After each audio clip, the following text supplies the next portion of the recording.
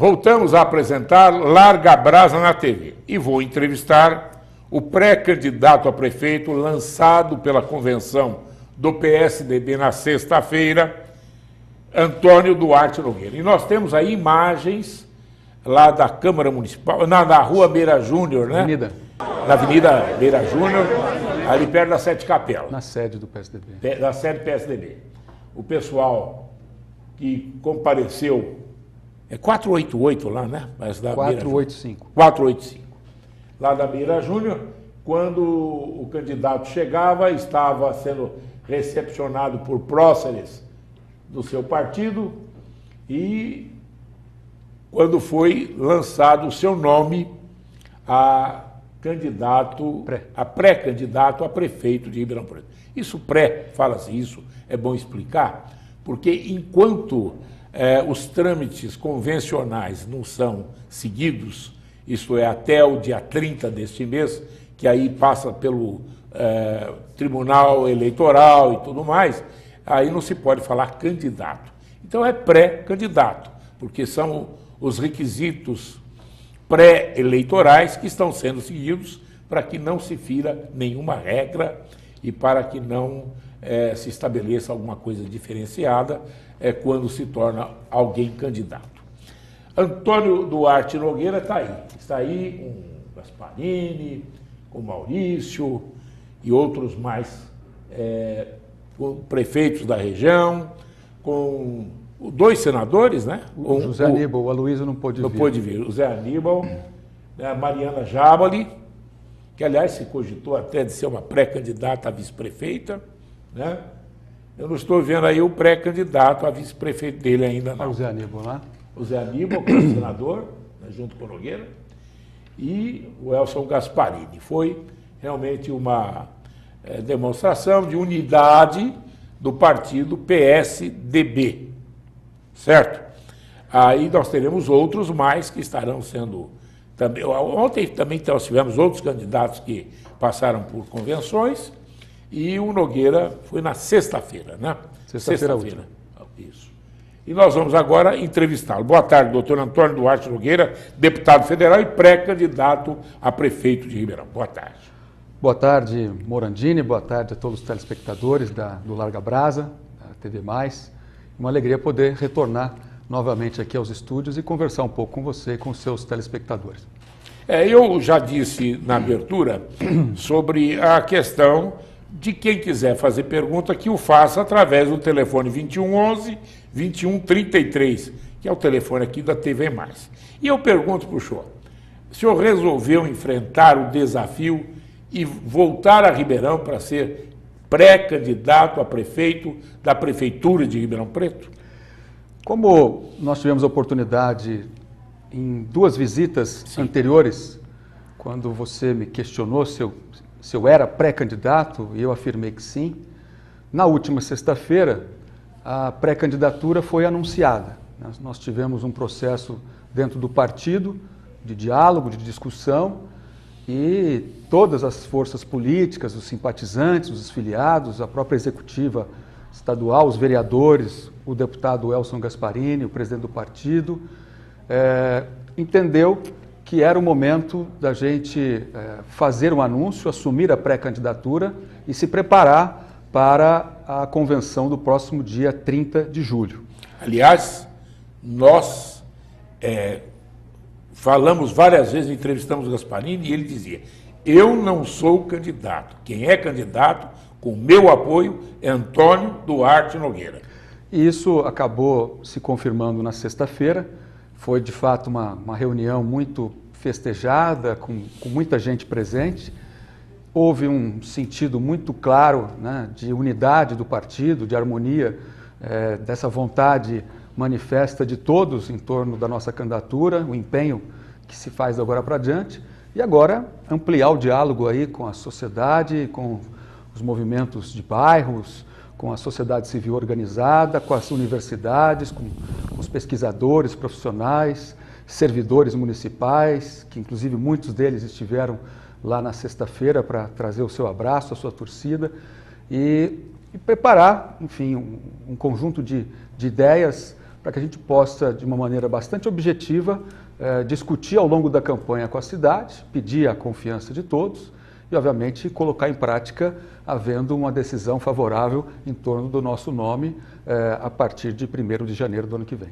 As regras do sistema eleitoral já estavam definidas quando os meios de comunicação para a transmissão das ideias, das propostas dos candidatos eram o rádio, a TV, os jornais dentro daqueles quadradinhos pré-estabelecidos, e inclusive a questão de folhetos ou não, e tudo mais, já estava pré-estabelecido. Só que agora, com uma força muito maior, existem as mídias sociais, cujas regras, embora sejam duras, pelo menos daquilo que se pode antever, elas ainda não estão todas definidas, porque não passaram ainda pelo burilamento das arestas que poderemos encontrar.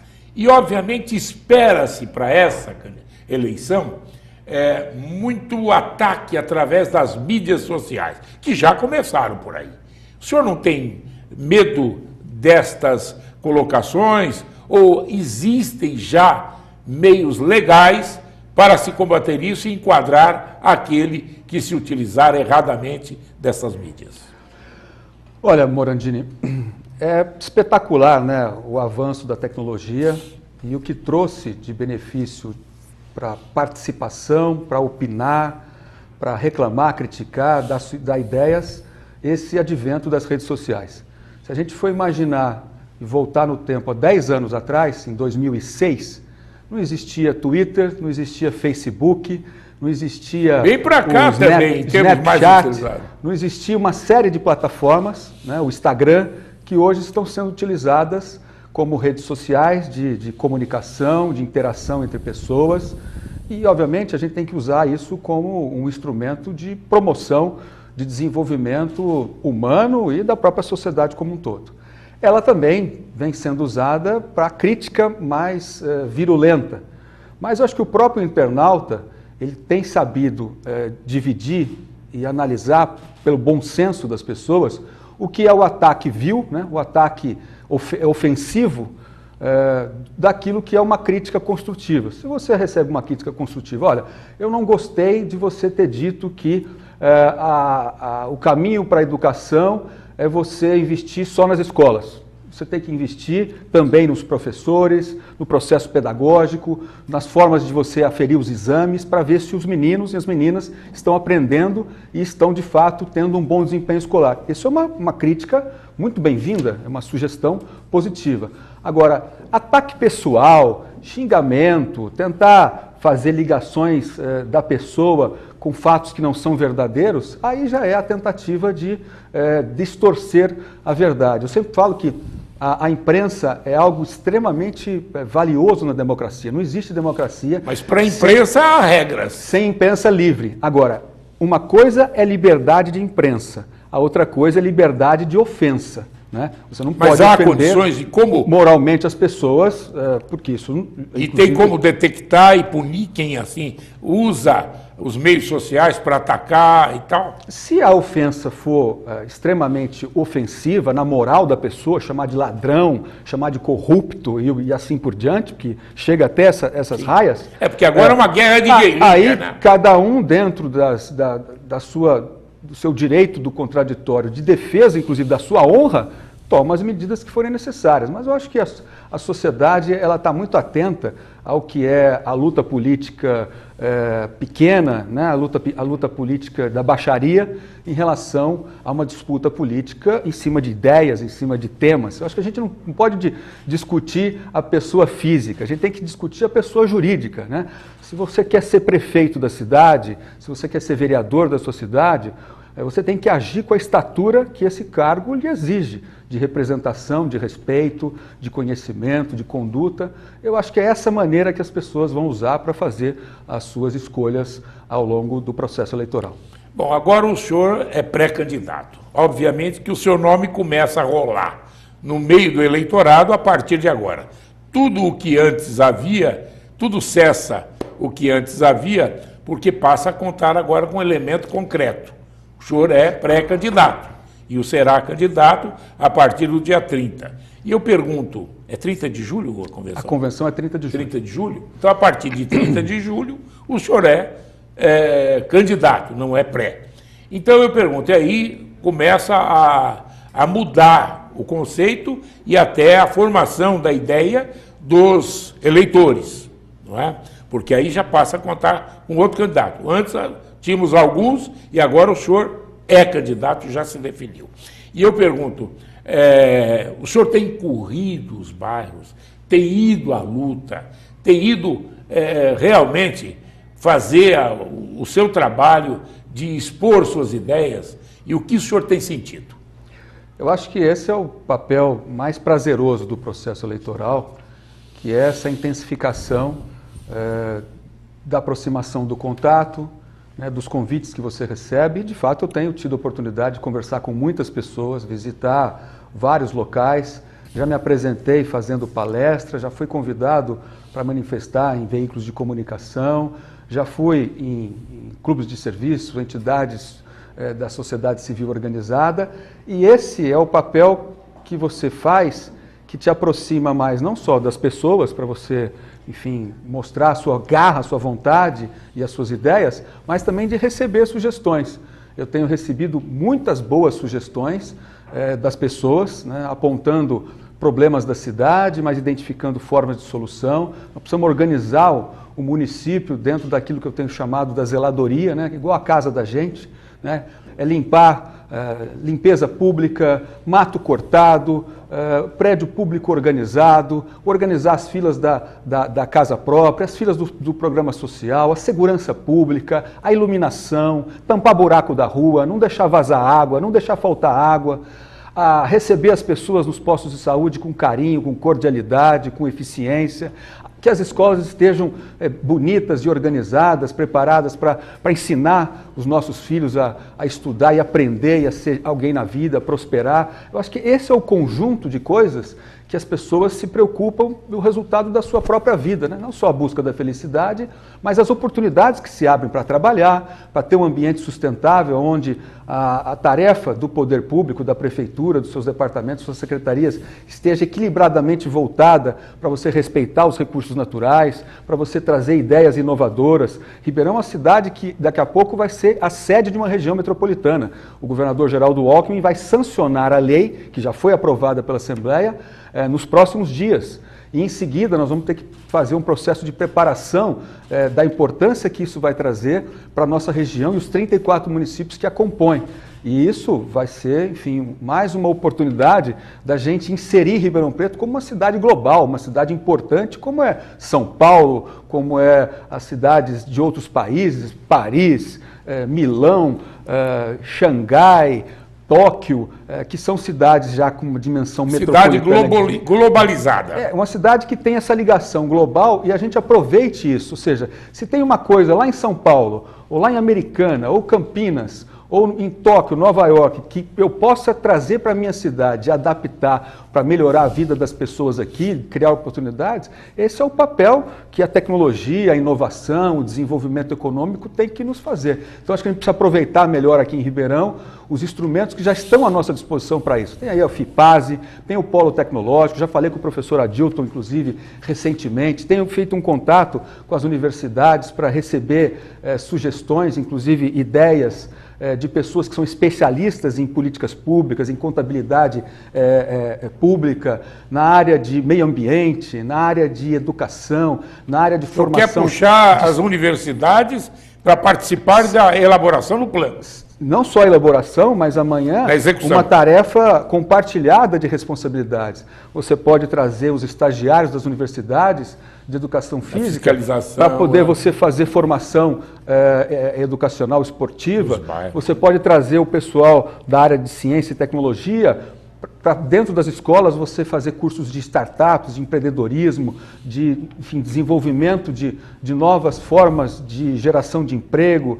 Enfim, e até os estagiários de engenharia para verificar a qualidade do asfalto. Também, né? Isso serve como elemento até do uso desses técnicos para auditar ou até aferir a qualidade dos instrumentos de infraestrutura que estão sendo implantados na cidade. Enfim, é aproximar tudo que há de bom dentro da cidade ou fora da cidade para a gente poder compartilhar isso como um instrumento em nosso favor. Rodney Carvalho, do Parque Flamboyant, diz o seguinte: como conseguirá crédito e como pagar as dívidas que a gestão Darcy Vera vai deixar? A prefeitura hoje não tem dinheiro nem crédito no mercado. Bom, a primeira coisa é tomar ciência do conjunto do tamanho do problema. Que é grande. Em qualquer empresa ou qualquer segmento do setor público, você tem um passivo, né, de despesas que já foram feitas, compromissos que já foram realizados, produtos que já foram adquiridos, e isso gera compromissos que precisam ser pagos no curto prazo, no médio prazo e no longo prazo.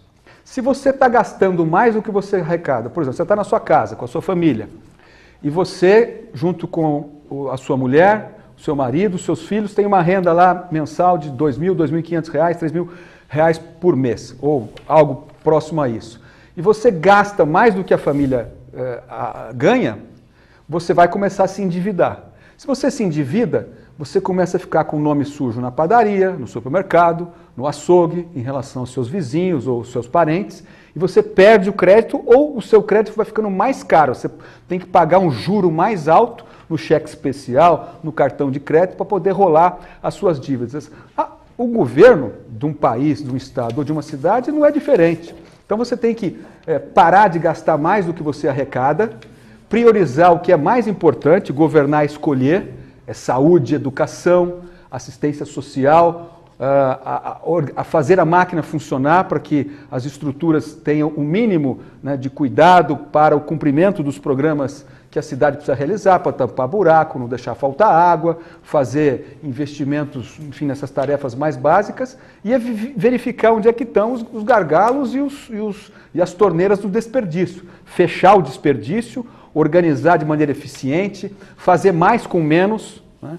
Transparência total. Quanto mais vigilante for a sociedade para os atos, atitudes e as contas públicas, mais bem fiscalizado é o agente, seja o prefeito, os secretários ou a equipe do funcionalismo como um todo. Então, acho que esse é o papel de dar transparência, eficiência e organização. E como é que se faz isso? Você tem que ter gente, né? Gente com qualidade, gente com aptidão para se dedicar a servir as pessoas. Você vai colocar alguém para tomar conta da saúde, tem que ser alguém que entenda de saúde. Se você vai colocar alguém para a área da educação, a mesma coisa, infraestrutura, engenharia e assim por diante. Então eu acho que é saber com quem você quer trabalhar, as melhores pessoas, ter os projetos que precisam ser aplicados para tornar essas coisas realidade, fixar metas, ter vontade política e fazer acontecer. Eu acho que esse é o objetivo de qualquer gestão, ainda mais num momento difícil que nós estamos atravessando aqui na nossa cidade, com tantas carências, com tantos problemas. A expectativa do Ribeirão Pretano em relação ao seu futuro governo é muito grande e, obviamente, tem que ser mesmo para poder exigir de todos aqueles que se apresentarem que se façam de uma maneira mais qualificada possível. José Roberto dos Campos Elíseos. Haverá uma coligação com o PMDB? Se positivo, a questão da investigação da merenda pode prejudicar? Bom, Zé Roberto, as alianças ainda não estão definidas. Os partidos estão conversando, todos eles entre si. Existem partidos que têm pré-candidatos, anunciados ou ainda não. Um deles é o PMDB, que ainda não definiu se vai ter candidato próprio ou se vai decidir coligar. O presidente disse que não vai ter. O presidente, eu digo aqui, o SAC. O presidente do partido. E isso, o tempo, logo mais, vai demonstrar. Mas a gente tem conversado com outros partidos que já decidiram não ter candidato a prefeito e eles serão objeto de uma aliança conosco. No caso da merenda, uma investigação total, né, firmeza nas investigações que estão acontecendo, ficou claro já que o meu nome foi inocentado, não só pela própria corregedoria, mas pela acusação leviana e mentirosa que eu sofri. Nós vamos ter oportunidade, inclusive, de materializar todas essas coisas, para ficar muito claro que em 20 anos de vida pública, 3 mandatos de deputado estadual, 3 mandatos de deputado federal, 3 vezes secretário de Estado, mais recente, secretário de Logística e Transporte, um orçamento de 7 bilhões e meio, ou seja, 3 vezes mais o orçamento de Ribeirão Preto, não há uma única mácula, um questionamento sequer em relação à nossa conduta, e tudo que a gente fez foi realmente muito reconhecido e, ao mesmo tempo, muito respeitado. Então, eu acho que onde houver problema, irregularidade, acusação, denúncia, fiscaliza, e essas coisas, que no caso da merenda, virão à tona. E, obviamente, quem teve desvio de conduta e cometeu ilegalidades vai pagar pelos crimes que cometeu perante a justiça. E dentro desse assunto, o Charles Evangelista pergunta que nas ruas a maioria fala sobre a investigação da merenda e sobre sua ausência na cidade. Como é que você vai lidar com isso na campanha? Bom, a questão da merenda eu já expliquei. A questão da ausência da cidade é uma coisa mais explorada pelos adversários. Eu sou deputado, né, deputado federal. Até pouco tempo estava à frente da Secretaria de Logística e Transportes do Governo do Estado, realizando investimentos em infraestrutura, muitos deles aqui na nossa cidade e na nossa região. Fui deputado estadual. O papel do deputado é ser o articulador da sua cidade ou da sua região com a Assembleia Legislativa, com o Poder Legislativo Estadual ou com o Poder Legislativo Federal, no caso a Câmara. Mas eu estou sempre presente aqui, a minha vida é aqui está a minha família, os meus filhos, os meus amigos e os meus eleitores, a quem eu tenho prestado contas. Então eu acho que um deputado bom é aquele que se comporta como uma formiguinha que trabalha bastante.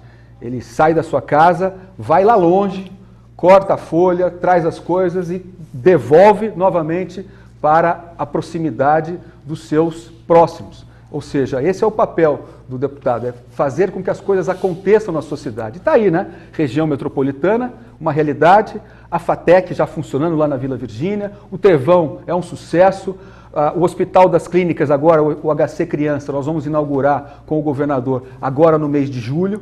Eu estive conversando com o professor Benedito Maciel na última sexta-feira, ele esteve comigo.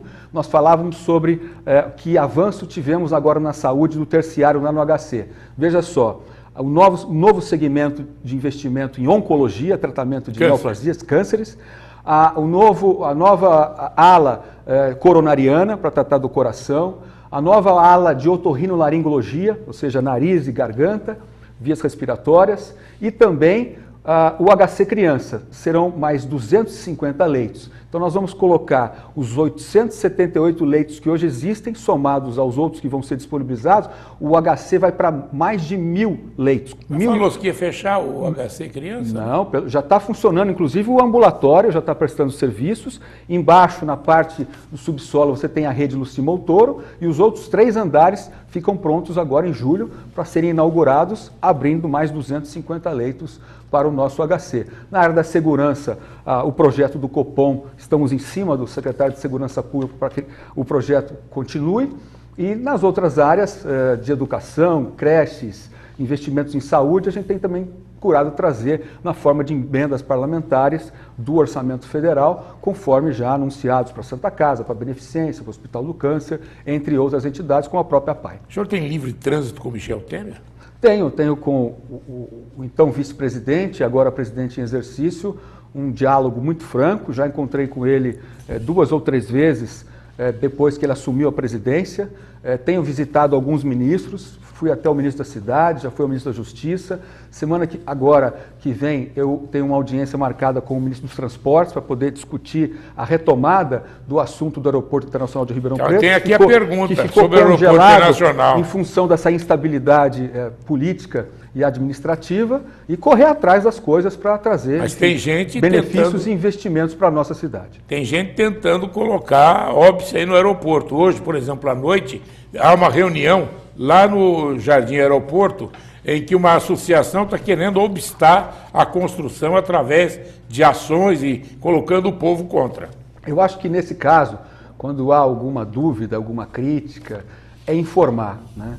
Se está havendo algum movimento contrário, é porque não está havendo o devido esclarecimento dos benefícios que isso vai trazer para a nossa cidade.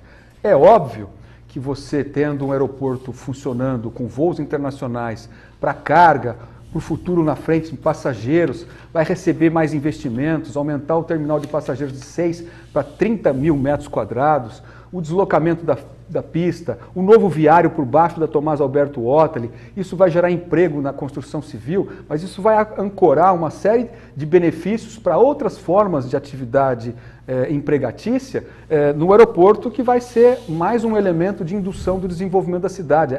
É mais um fator para trazer novas indústrias, indústrias limpas, indústrias que possam mexer com logística, que transportem produtos perecíveis e que, portanto, precisam ter um transporte mais rápido, que são produtos de mais valor agregado, aonde o transporte aéreo compensa, integra isso com a ferrovia, integra isso com as rodovias, faz disso uma vantagem, né? E não apenas uma crítica, talvez por desconhecimento. Eu mesmo, se fosse convidado, não fui ainda, mas se for, irei com o maior prazer para esclarecer e colocar o meu ponto de vista, que acredito piamente, com muita firmeza, de que esses investimentos no aeroporto de Ribeirão Preto são mais do que bem-vindos e trarão muitos benefícios para a nossa cidade. E a preocupação, se for o impacto ambiental ou no entorno, eles têm que estar todos considerados no processo de licenciamento ambiental, seja para a questão de salvaguardar as pessoas que eventualmente tenham que ser desapropriadas, garantir a elas uma moradia de qualidade, né, com toda a segurança, e impactos no meio ambiente mitigados, ou seja, compensados de outras formas, para você não degradar os nossos recursos naturais. Há possibilidade de agora, nesta eleição, haver uma coligação com o PMDB? Foi o que eu disse no início do programa. Passou por cima. Não, o PMDB está tentando viabilizar uma candidatura própria, segundo conversei com o próprio presidente do partido. Tem até amanhã ou depois uma resposta. Se eventualmente eles não Seria o Léo Oliveira. Se eles eventualmente não tiverem uma candidatura própria, o PSDB está aberto a conversar dentro de um diálogo daquilo que for de interesse de um projeto para a nossa cidade. Outra coisa, o PSDB está há 20 anos no governo de São Paulo. Há 2 anos não há aumento do salário dos professores. Temos salas lotadas, violência. Caso você seja eleito, quais são seus planos para a educação no município? O que você fará para a educação? Fábio Simeone. Fábio, é verdade. O PSDB está há 20 anos governando São Paulo, mas governando por vontade do eleitor, né? Os governadores do PSDB, Mário Covas, Geraldo Alckmin e José Serra, foram eleitos, né, e se sucederam dentro de um processo de disputa eleitoral legítima, fizeram campanha, e as últimas, inclusive recentes, 2010 e 2014, vencidas no primeiro turno, ou seja, com a maioria do eleitor decidindo, apoiando as ideias e os projetos que o PSDB fez ou se colocou a fazer. Nós passamos por uma crise econômica muito grande, desde 2015 e agora 2016, ainda não houve reajuste nem aumento dos servidores, de várias categorias. E não é só no caso da parte da educação ou da saúde, são todas as outras categorias. Nós estamos confiantes que vai haver agora, no segundo semestre, uma retomada do crescimento econômico. Isso já está acontecendo em alguns indicadores. Isso vai melhorar a receita e, sem dúvida alguma, como já está acontecendo no diálogo, no caso da saúde, inclusive, aqui em Ribeirão Preto, no caso do HC, para encontrar qual é o mínimo possível que o Estado possa dar para poder aumentar ou recuperar parte da perda inflacionária que os seus servidores públicos tiveram. Da minha parte, estou à disposição, inclusive, para ajudar e reconhecer que nós temos sim que dar o aumento, que não é dado nos últimos 2 anos por causa da crise econômica e que precisa, obviamente, ter uma solução em benefício dos servidores e dos trabalhadores do nosso setor público. Fátima Araújo, Campos Elíseos, qual o seu programa de governo para uma cidade quebrada? Olha, Fátima, é botar ordem na casa, não existe salvador da pátria, não tem santo milagreiro nesse caso. Verificar qual é a nossa receita, aonde que ela pode melhorar em termos de alargar a base sem ter que aumentar impostos, ninguém aguenta mais imposto, a alíquota de imposto aumentado, e cortar despesas desnecessárias e escolher as prioridades. Não dá para fazer tudo de uma vez, mas a primeira coisa é parar de endividar o município, garantir o pagamento dos servidores, isso é primordial, pagar os seus fornecedores, né? Ter programas de tapa-buraco, cortar vazamento, construção de casa popular, programas sociais, iluminação, pavimentação, parte de arborização, limpeza pública, corte de matos, cuidar das nossas praças, abrir oportunidades de locais de encontro para esporte, para atividade social. Tudo isso é organização, né? Se você tiver equipe boa, gente competente e saber o que fazer, e eu acredito, sem falsa modéstia, tenho uma experiência acumulada, já fui secretário de Estado 3 vezes, do Executivo, secretarias importantíssimas, como foi Habitação, Agricultura, mais recentemente Transportes, a relação que eu tenho com o governo federal, com o governo do Estado, com órgãos, com o Ministério Público. Aliás, o governador Alckmin incentivou a sair candidato aqui, não é? Obviamente, eu tenho por ele uma relação de trabalho, de amizade muito, muito grande. Em muitos momentos, ao me incentivar, ele sempre alertou sobre os desafios que seria encontrado pela frente, mas a gente tem que encarar de frente o que é difícil, mas sem dúvida alguma os desafios sempre nos estimulam, né? E se a gente for capaz de envolver as pessoas dentro de um espírito de animação e que vai ser bom para todo mundo, se a gente encontrar as soluções mais rápidas possíveis e melhores para a nossa cidade, todos nós, ribeirão-pretanos, ganhamos. Hoje há um sentimento assim, um pouco de baixa estima pela situação ruim que a cidade hoje atravessa, e acredito que se você colocar as pessoas para participar, esse conjunto de cidadãos afirmativos que ajudam a fazer as coisas funcionarem melhor e cuidar, se integrar, eu acho que a cidade se reergue e a gente vai poder ser, inclusive, um elemento, inclusive, de modelo de gestão, assim com que a gente conseguir colocar a casa em ordem e fazer as coisas funcionar. Deputado, vale a pena se expor em campanha para governar numa cidade falida, Odair do Centro? Olha, Odair, alguém tem que se colocar à frente para cumprir essa tarefa. Eu nunca fui prefeito da minha cidade, já tentei, mas não venci a eleição. Acho que estou no momento maduro da minha vida, né? Tanto do ponto de vista da minha faixa etária, do ponto de vista da minha maturidade profissional, a minha experiência no setor público, a minha conduta sem nunca ter tido nenhum processo ou acusação contra mim. Se você pegar o meu CPF e o meu RG, graças a Deus, a minha ficha é limpa, né? O meu nome é limpo, honrei o nome que herdei do meu pai, que já foi prefeito dessa cidade também por 2 vezes, então eu quero colocar o meu nome à disposição. Eu sou um político do interior, um interiorano, e talvez não haja nenhum desafio mais prazeroso para quem faz a política do interior do que ser prefeito da sua cidade, independente do tamanho dela. É uma satisfação, é uma honra, é algo assim, um sonho que qualquer um de nós pode acalentar ter, como eu tenho. E acho que, além da emoção que carrega esse tipo de possibilidade, a responsabilidade de fazer o melhor é algo que eu tenho dentro de mim. E é isso que eu vou procurar fazer. Fazer uma campanha limpa, uma campanha de propostas, aguardar e respeitar aí a vontade do eleitor na hora da sua escolha.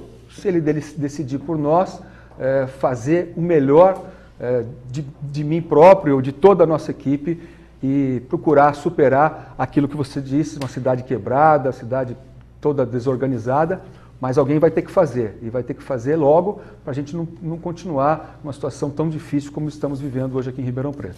João Carlos Campos Elíseos, Nogueira teve chance de trazer o aeroporto internacional, mas não virou realidade. Como falar agora em crescimento? Como é que é o nome dele? João Carlos Campos Elíseos. Olha, João, eu fiz a minha parte, né? Trabalhei por isso, deixei os projetos prontos, toda a parte de licenciamento ambiental, toda a parte de regularização junto à CETESB, preparamos um mosaico, inclusive, que vai ser objeto da publicação de um decreto de utilidade pública para poder fazer certinho lá a desapropriação, o projeto do mergulhão, tudo pronto. Só que não dependia só do governo do estado, enquanto eu estava na Secretaria de Transportes. Dependia das questões da prefeitura, que era a parte do viário, que se dispôs a fazer, mas dependia grande parte do investimento do governo federal, que em função de todos esses problemas que estão sendo vividos, e não precisa nem aqui explicar, não aconteceram, né? Se nós tivéssemos, como foi a região metropolitana, dependendo só do governo do estado, e a região metropolitana dependeu só do governo do estado, nós começamos as tratativas no final do ano passado, fizemos a apresentação, depois as 3 audiências públicas, montamos o projeto, o governador assinou, mandou para a Assembleia, 9 dias depois, 8 dias depois, o projeto já estava aprovado, vai ser sancionado, vai virar lei, e em seguida as medidas vão ser tomadas como precisam ser, ou seja, dependia só do governo do estado. Nesse caso do aeroporto, dependia de outros entes que infelizmente não puderam oferecer a sua parte no momento necessário. Maria Helena, Jardim Independência, o trânsito aqui é caótico, deveria melhorar o transporte público. O senhor tem proposta de governo para esse segmento? Maria Helena, mobilidade urbana, que é o direito de ir e vir de bicicleta, de carro, de ônibus, de metrô, de VLT, de táxi, enfim, é o grande desafio de todas as cidades que vão se metropolizando, como é o caso de Ribeirão Preto.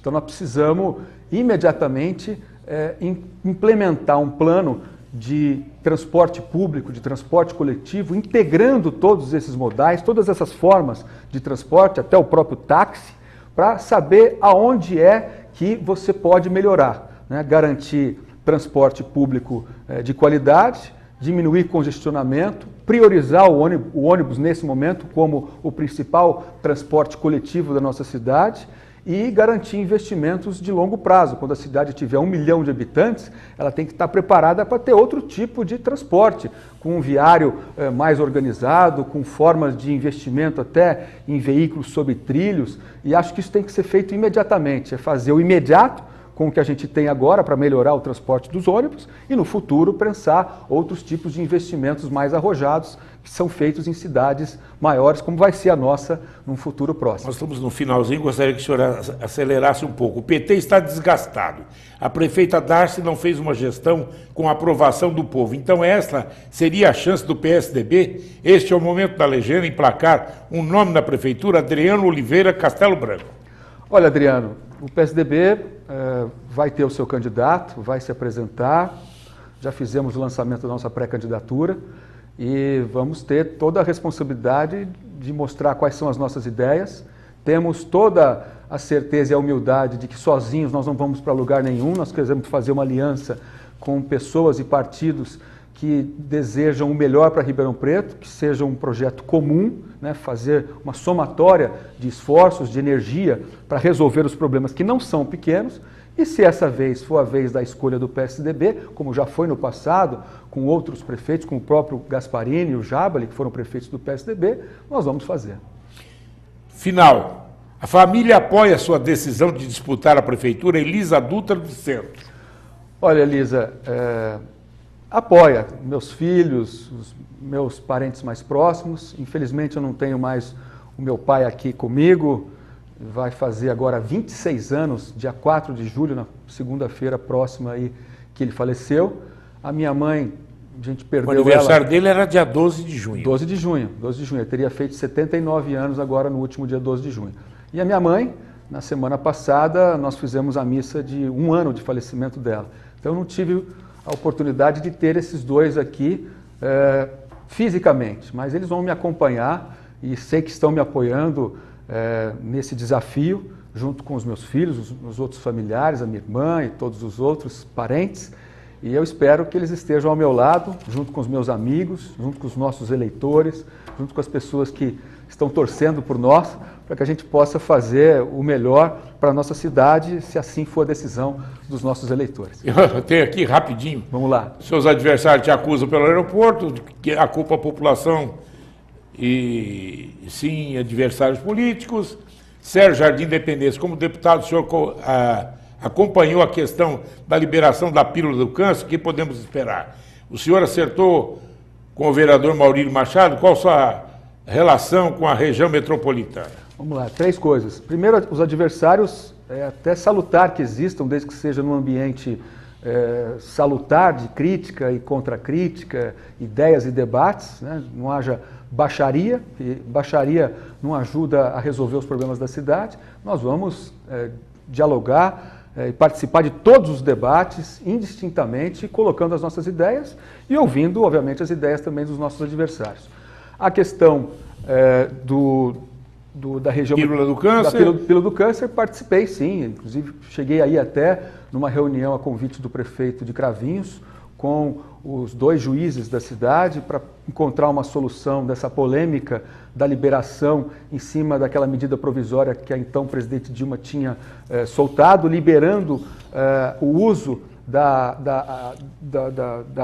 pílula do câncer para as pessoas que entenderem fazer por vontade própria, mesmo sem ainda haver o registro desse medicamento. E o governo do estado está iniciando o trabalho de fazer o aprimoramento de um futuro registro, né? Está fazendo os estudos de eficácia, né, dessa droga, que ainda não foi comprovada, mas que para as famílias que têm doentes com estágio avançado de câncer, é a última fronteira de recurso, e você não tem como negar para essas pessoas o esforço nessa direção. Só sim ou não? O senhor acertou com o vereador Maurílio Machado, fizeram a composição? Nos próximos dias, nós vamos ter um encontro aí com o PP, que é o partido do vereador Maurílio, e muito provavelmente nós vamos caminhar juntos. Está faltando apenas definir quais serão as ações que vão nos permitir estabelecer o trabalho em conjunto, e se isso acontecer vai ser muito bom para todos nós.